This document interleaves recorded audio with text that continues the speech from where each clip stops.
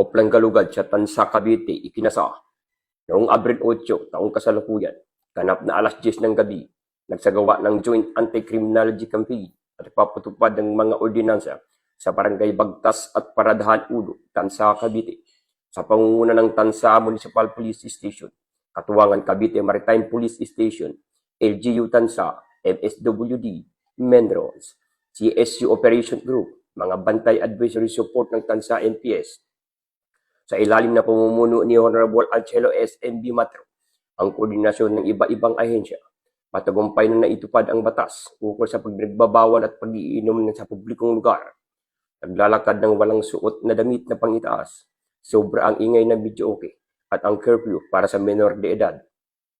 Bunga nito, naitala ang kabuang 65 paglabag, kabilang ang 20 pagnindigarilyo sa publikong lugar, 12 paglalakad na walang damit na pangitaas, 3 ang paggamit lampas na itinakdang oras ng videoke, 25 menor de edad o paglabag sa curfew, at 5 paglabag sa trapiko.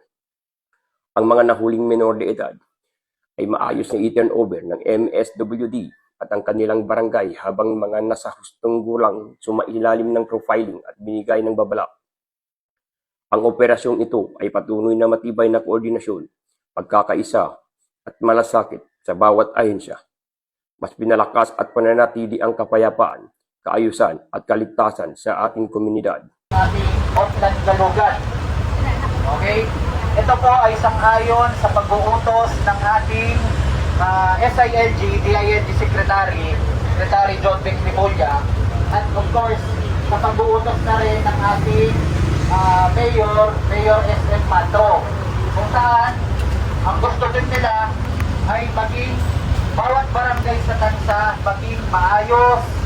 Mula dito sa munisipyo ng Tansa, Cavite, Regional Maritime Unit 4A, ako po ang PNN News Correspondent, Police Chief Master Sergeant Danny Pasok, alagad ng batas, tagapagtaguyod ng balitang pulis, bagong PNP para sa bagong Pilipinas. Serbisyong mabilis, sapat at nararamdaman.